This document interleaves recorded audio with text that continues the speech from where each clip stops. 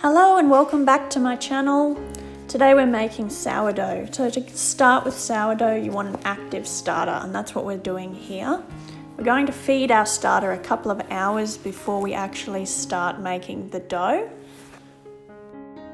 So I've started with a clean jar and I've just put 50 grams of my starter in there. The rest of it I'm popping into this big jar. That is my discard. We'll have some recipes coming in the future that use discard, but for now we're going to keep this clean jar, and we've put 50 grams of our starter in it, 50 grams of plain flour and 50 grams of water. Going to give that a stir and set it aside for a few hours before we start our dough.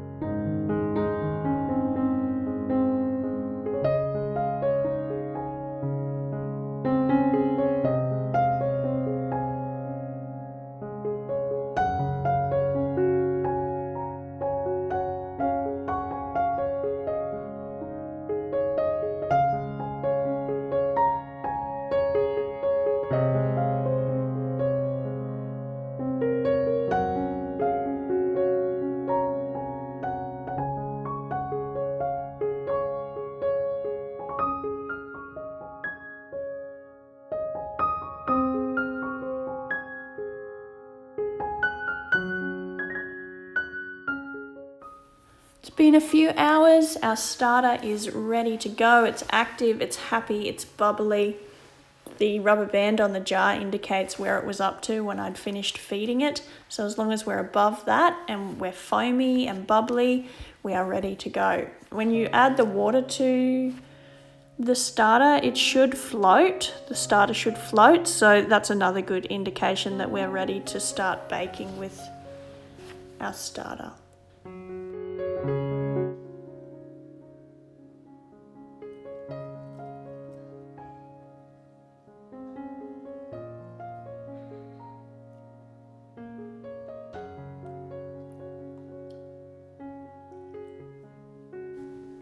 So we're going to add water and starter together, give them a mix just to combine them before we add our other ingredients. The other ingredients are salt, sugar or honey, and some baker's flour. So we're just going to mix all of those things together.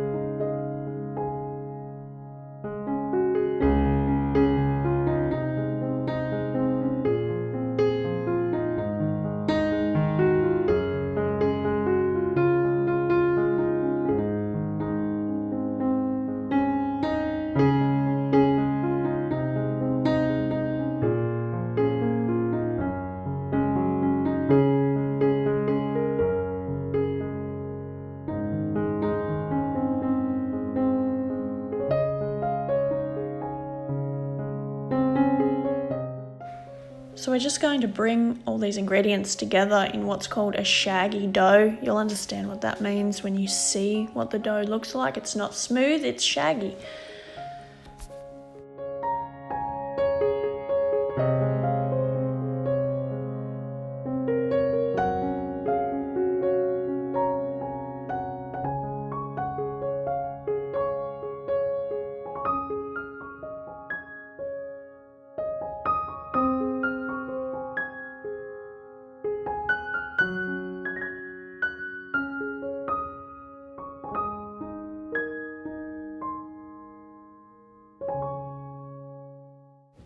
So once the dough's brought together, we're just going to let this rest. We're going to cover it up, let it rest for 1 hour.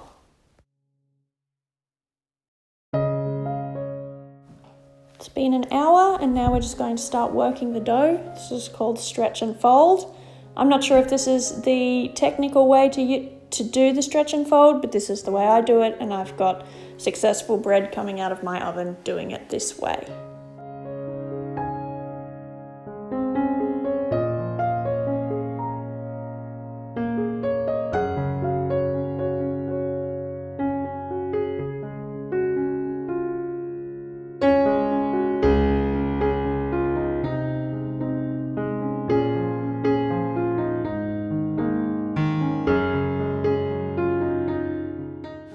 So we're just going to pop this now formed dough into a clean bowl and let it rest for 15 minutes. We're going to continue this process of stretching and folding and resting for the next about 2 hours.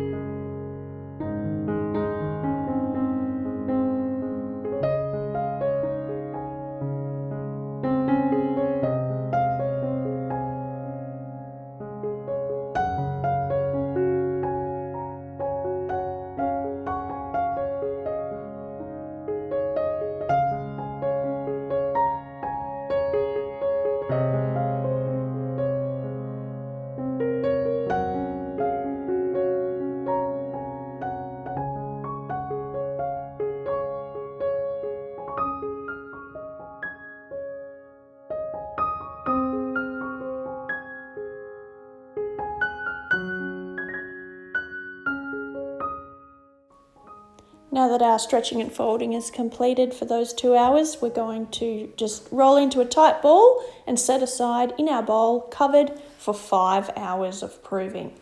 You can do anywhere between 3 and 5, but I've found 5 hours is my perfect number before we move on to the next step.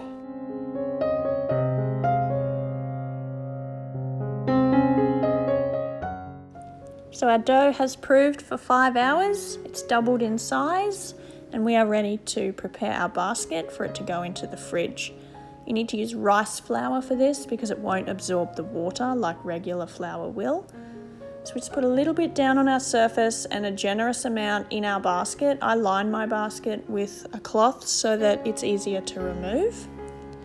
And now when you're doing this with your dough, you need to be really gentle. Now I'm just breaking away from the top and letting it fall out. You want it to fall out with the smooth side on the surface because it will become the top of your dough.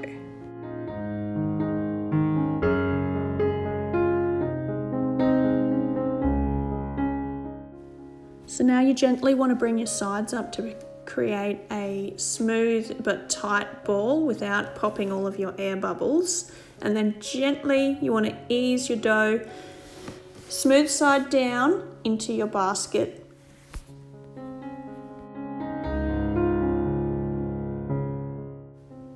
Now I'm just gently bringing the sides over into each other, into the center, pressing down just gently so that the ball of dough is nice and tight, and we're creating a seam on the top that will end up being the bottom when it's cooked.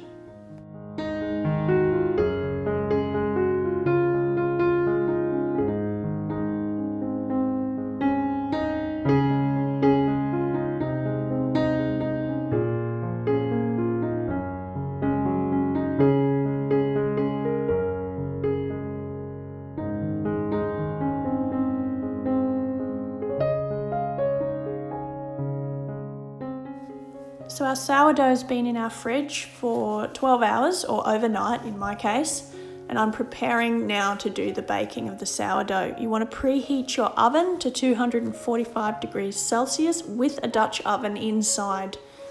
And then you're going to prepare your baking sheet with some more rice flour before we move on.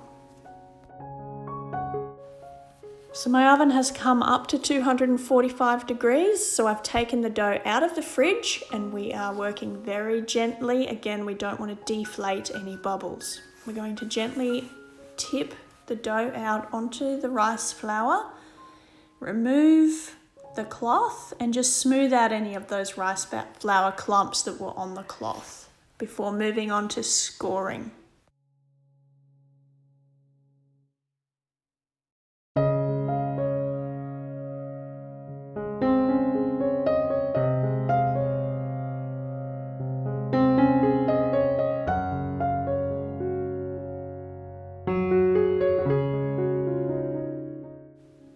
This is where you get to be creative and draw a picture with a knife or a lame, or in my case, I'm using a craft knife, which is a razor blade. I'm just going to do little dashes, which will end up looking like wheat. And then you want to do one deeper score, not too deep that you pop all your bubbles again, but just one deeper score just to allow expansion while we're cooking.